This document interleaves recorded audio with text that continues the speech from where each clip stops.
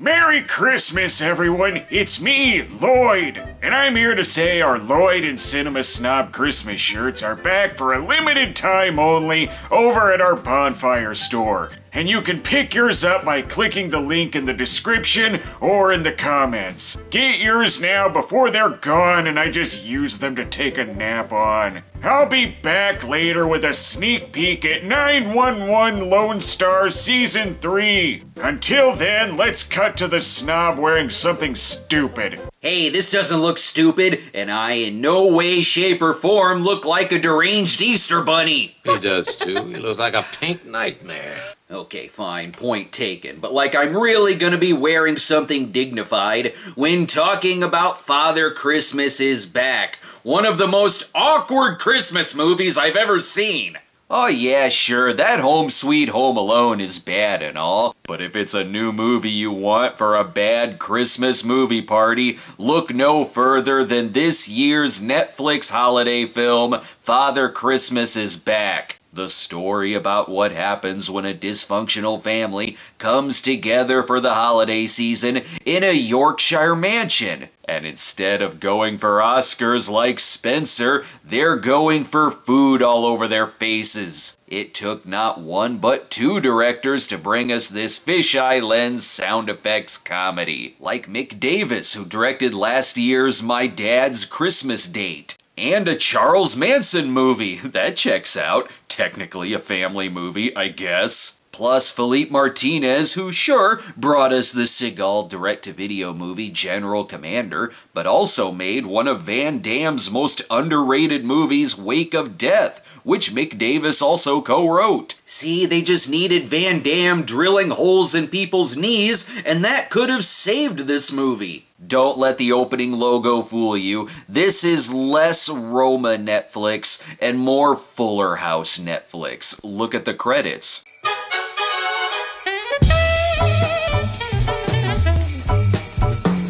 It opens like a cheap sitcom, or the world's laziest SNL credits. Starring April Bowlby, Caroline Quentin, Ray Fearon, musical guest The Cardigans, with your host, Kelsey Grammer. But the secret ingredient of these opening credits, the slapstick.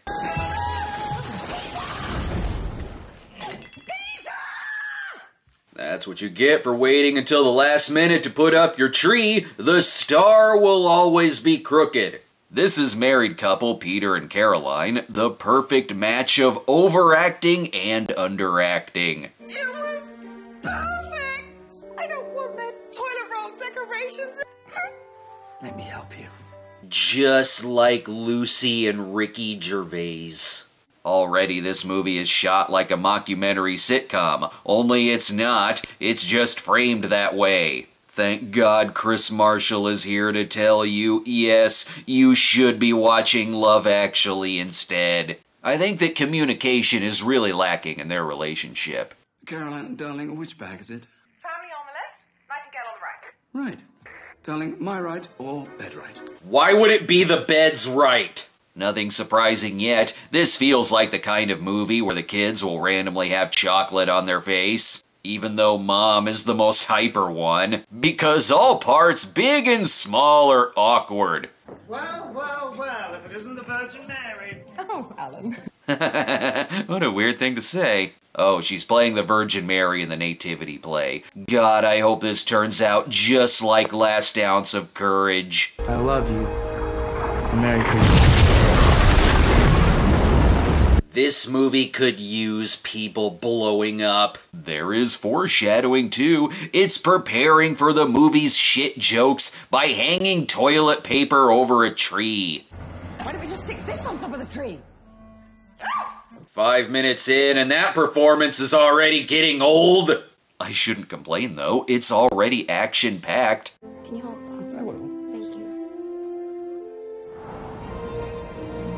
Whoa, already? There was so much packed into the 22nd! The family is on the way. There's little time to shoot here. We've got 56 Hallmark Christmas movies scheduled this season alone. Add that to your stress. I've had 27 years of therapy trying to recalibrate Christmas ever since our shithead of a father abandoned us on Christmas Day. Well, that therapy is paying off. Elizabeth Hurley plays the bitchy sister Joanna. Are you? Okay. She's got her chaste little knickers in a twist again. What did she say? Anyway, Caroline Quentin is their mom. Gotta be a story there. Caroline Quentin is only 4 years older than Elizabeth Hurley. Plus, there's Vicky, the rebellious one, which is saying something because it's Elizabeth Hurley who arrives with a guitar riff. And Merry Christmas to everyone's erections. Let's get to the insults. Nice outfit. Sexual repression is in. For once in your life, you're ahead of the curve. Why are they even spending the holidays together? They won't get anything done with all the slow motion. Gotta stretch this movie to 1 hour and 45 minutes. And with Caroline's reactions, too. Caroline, darling, I think I'm stuck. Right. Before my ears start bleeding, thankfully John Cleese as Uncle John will steal the scenes by shooting all of them. But after the other sister, Paulina, arrives from the nearest Wes Anderson movie, why get to know her one-note character yet?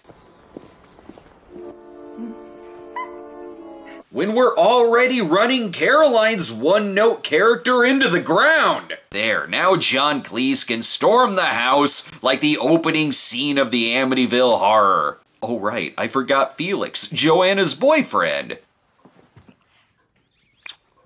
I'm Vicky.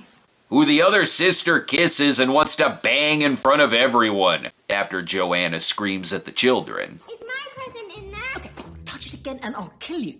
See, she threatens to murder them before John Cleese gets a chance to. And I couch surfed. Mattress surfed, more like. Joanna's not done calling her sisters whores. When the hell is John Cleese getting here? What a bevy of beauties, eh? Line up, ladies. I've caught your presents on my lap. And it's not a penis, it's a gun. But after they've tired themselves out from the overacting, they get in a good nap before getting re-shit-faced by noon. Sure, we could follow Caroline into the next room like she's a mouse, or we could be like John Cleese.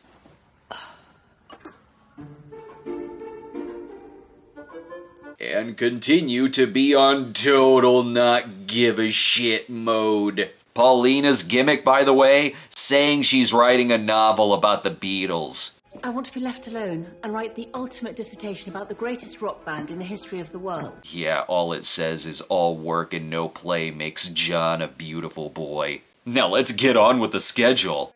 Oh, Vicky, you like a good ploughing. Yes, just in time for Joanna again calling them whores. And for whatever reason, it's her who wants to leave first. Again, I refuse to spend another night under the same roof as you. Then why did you even show up to begin with? You're gonna miss one of the only good lines in the film.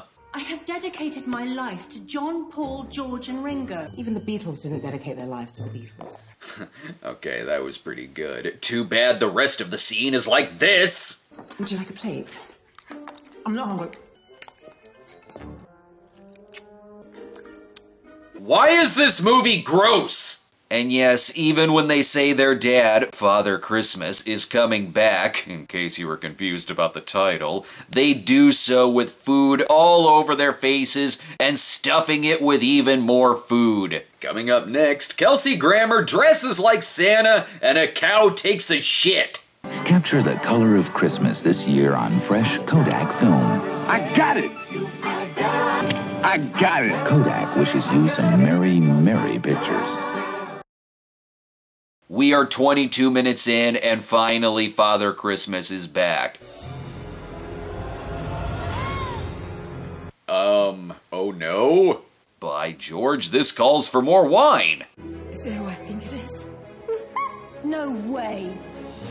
Or maybe not. Stop making that noise! Kelsey plays their estranged father, James, who arrives with his young girlfriend, Jackie, and thank God he's the only one in the family who acts like a human being. John. James. Even when there's a random spaghetti western reference. And it seems someone opened their gifts early. And it was filled with nothing but desperate sound effects. Wait, why isn't James British, though? What is up with his American accent? And you've lost your English accent. Some things I can do without. Okay, explains that, I guess. So James and John are brothers, and they hate each other. Not surprising. Good God, everyone hates each other in this movie. Or they're making Beatles references. The love you take is equal to the love you make, Paul McCartney. Thanks. Are you writing a book on the Beatles? I wasn't aware. Hell, she can even make a Beatles reference over the sound of caroling and arguing. It's because you have too much pressure on everything to make it... You should just let it be. Exactly. Really? You sure you didn't want to say you're simply having a terrible Christmas time? Oh, she's not done yet. Do you know anything by the Beatles? Sorry, we're a Jerry and the Pacemakers band. Speaking of not being done with their shtick yet. I presume you'll be joining us for Christmas? Well, that was the plan, sweetheart, if that's okay. There's that fucking sound again! The two people working their asses off here are Kelsey Grammer and John Cleese. Look at Cleese's reaction to Jackie saying all the ways that she's a vegan. How about Caroline cooks you up a nice piece of wood? He may not be giving a shit, but he is brilliantly not giving a shit. Hell, even the movie wants to break away from all the screaming kid shit to go along with the other sister and get shit-faced at a bar. And then they bang! Lovely pair of bullocks. Oops, my mistake. I mean these two bang.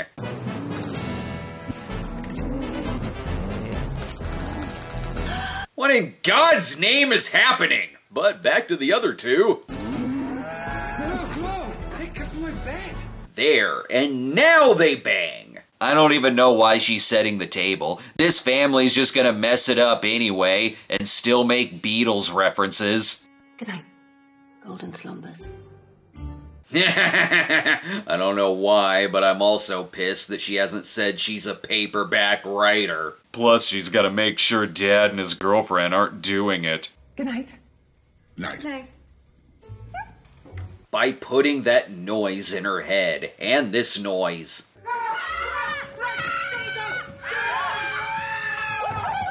God, this movie's like babysitting a raptor dressed like an elf. These two also aren't doing it because that's their plot line. They haven't had sex in 18 months. And what's it matter if it's Christmas Eve? We've canceled Christmas to stop Netflix from making a sequel. Unless, of course, it's a slasher movie. Because sometimes the movie is shot like a horror film. Why cause terror in just the mansion when we can bring oven-baked embarrassment to the whole village? Case in point, Vicky stole all of Joanna and Felix's belongings to sell them at the market. Haha, prank! I stole your shit! And that includes Felix's car, which is the grand prize on the advent wheel.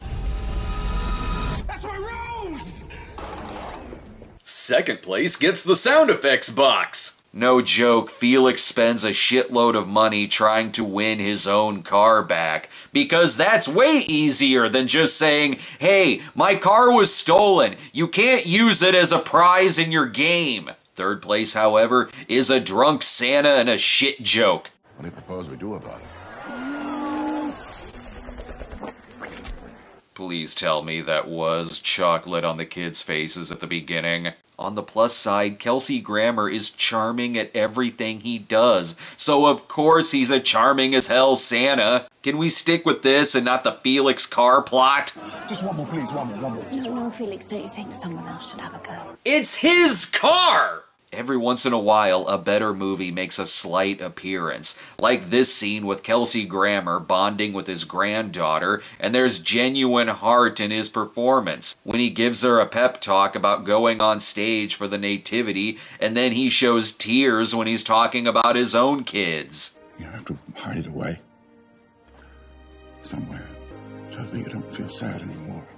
I love Kelsey Grammer. Even in this film, he is delivering an awards-worthy performance. Are you gonna leave again? No, sweetheart. Grandpa's done running. Damn, dude has earned his place as an acting legend and a frickin' pro. Keep in mind that a mere minute before the dramatic monologue, there was a shot of cow shit on a bingo board. Oh, Felix won his car, by the way. Can't you believe I've had to win all these just to get my rose back? No, I can't believe it, because that's really stupid. Okay, I think I can go along with this movie, so long as it remains about Kelsey Grammer being the frickin' man. Like if Orson Welles was in that Christmas Story sequel. Hell, in the dinner scenes, it is like if Paolo Lorraine Spencer was given studio notes from the producers of The Smurfs and a horror film.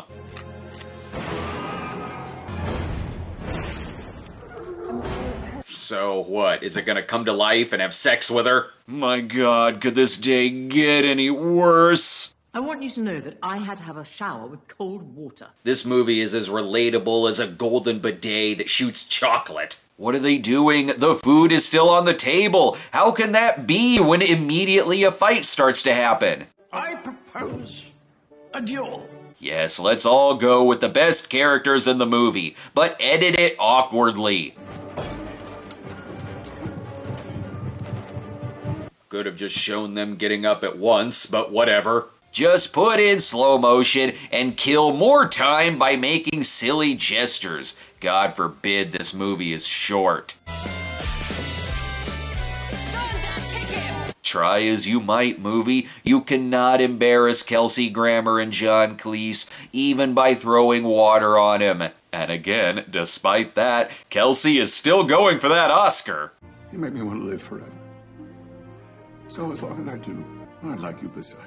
He can take an embarrassing scene and come out of it looking even more suave.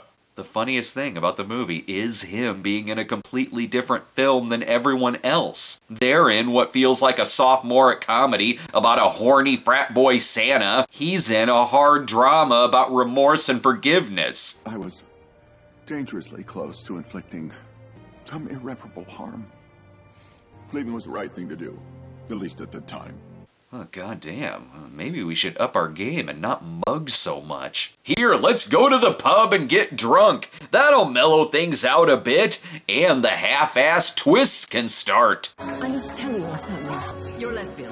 What's that say for Christmas? Yeah, she tells us every year that she's gay, and she never provides any evidence. It's gonna turn into a porn, isn't it? This feels like someone dared Kelsey Grammer to be as dignified as you can, while opposite drunken performances like this. Whiskey! Oh, you want to know why the name Father Christmas is in the title? The Christmas sisters are here! Because their last name is Christmas. I prefer the poop jokes caused by their American cousin Lloyd Christmas, thank you very much. The whole town knows who they are, like their local celebrities. That I could buy, but I don't buy that anyone would be happy to see them, let alone let them sing. Granted, they're all drunk and they sound like it, so I'll allow it. If you think that's crazy though, what? He left his wife home alone? Okay, so it is a porn now. Hard for me to have an erection though with Caroline's ear-bleeding cutaways.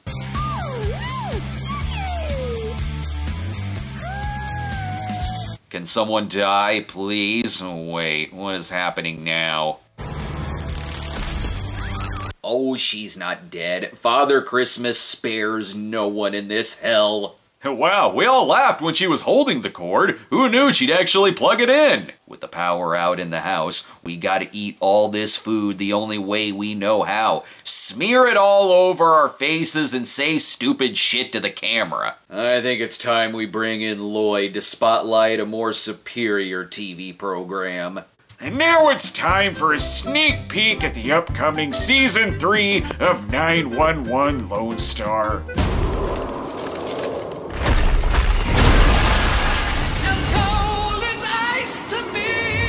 Oh my God, there's gonna be an ice storm!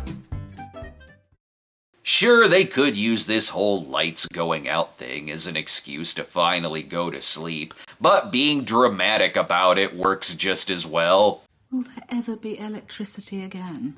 Yes, there will be electricity again. It's the only scene where it's Caroline who's the most tolerable one, and that's just because she's passed out drunk while Joanna is pissing out the third act misunderstanding. Seriously, this is leading somewhere. For instance, leading to me taking back what I just said about Caroline, because she's awake now. And if you thought the John Cleese foreplay scene was as hot as fisting a bowl of mashed potatoes, you'll love this.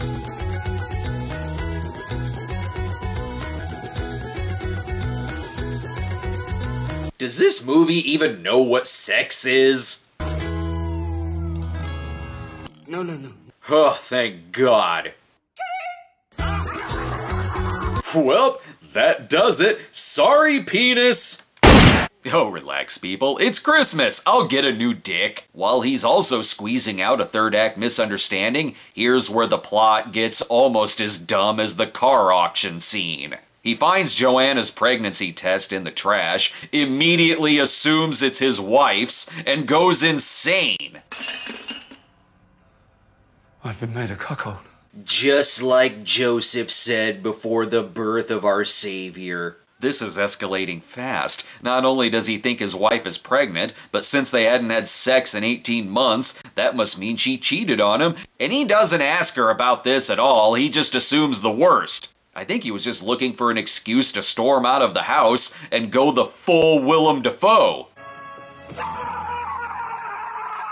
This can easily be explained. Caroline is not pregnant, but he is now infected with her knack for overacting. Still, he's right to leave. What's going on inside? Oh no, the presents got mixed up, and the kids got the old people's presents, while the old people are now in cocoon. Just say you mixed up the presents. And oh no, the food they were gonna smear on their faces is smeared on the ground. I bet I know what happened.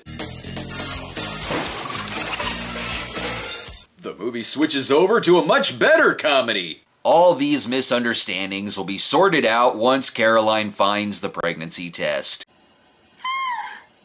No. Unfortunately, she's possessed by a demon now. A demon that'll make her whine like a 3-year-old complaining she got the wrong Barbie convertible. Christmas is cancelled. And Peter's left me because he thinks I'm having an affair. Peter's not coming back. Oof, with Joanna being the pregnant one, think of the horror of this family having more children. I've done 10 tests in 10 days and they're always the same. I did them between getting shit-faced at the pubs. Now she can threaten her own children's lives if they steal her makeup. What a happy story. Oh yeah, and the other big secret, the reason James left is because... Your father left because I had an affair. No. Okay, is that your new gimmick now? Stop that! And it wasn't just an affair. The affair was with John, and one of the kids isn't James's daughter, but John's. It's me. Whoa, this is getting too serious. Reveal it like a sitcom. Look what's for dinner. Oh God, no. There, thank you. I know this is a stunning revelation and all, and doesn't really excuse James for being absent from his entire family for 27 years. But let's forget all that like it's nothing. We've got a nativity play to get to. That's more important. I'm actually okay with the cutting to the nativity scene. It's the only time in one of these movies where the acting in the kids' pageant is more subtle than the acting from the adults. I mean, except for Kelsey Grammer, of course. Now, my wife, your daughter, is having an affair, and she's having a baby with someone else. No, she's not. It's Joanna's baby. There, wraps that up. Don't you feel like an idiot? Moving on! Okay, I won't move on yet. I am all for spotlighting Kelsey Grammer greatness. Any fool could see how much in love they were. Still are, for that matter. Just as any fool could see how much in love you and Caroline are. God, like bringing Shakespeare to a War on Christmas movie. And I was right in saying that the explosion from Last Ounce of Courage was somehow less awkward than this makeup scene.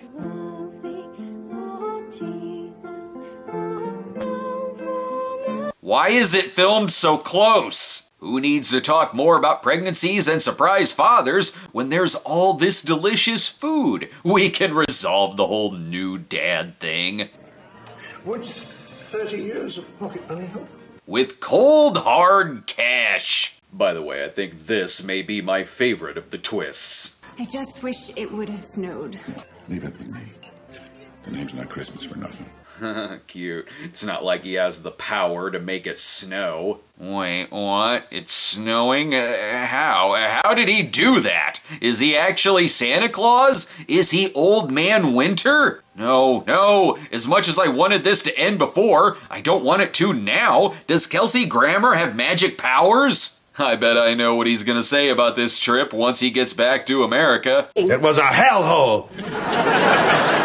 And that's Father Christmas is Back, a movie that in a time of film division has brought critics and audiences together to say, do you mind if we just return this and get store credit? Throughout the fisheye lens, cheap sound effects, and mugging bullshit, god damn, Kelsey Grammer's been one of our finest actors for decades, and while he deserves way better than this, he's earned even more respect by the fact that he is still giving a hell of a performance in it. Same with John Cleese, whose comedic timing is so genius, he can just sit there and say whatever, and it'll be funny. But Jesus, this movie is annoying, and the predicaments would be deemed too obvious by the worst episode of Three's a Crowd. It makes Lilith leaving Frasier to live in an eco-friendly pod with her lover seem more realistic. Yet I would watch a sequel to this if it was just Kelsey Grammer and John Cleese together on a holiday road trip. We have officially begun the holiday movie season on the Cinema Snob.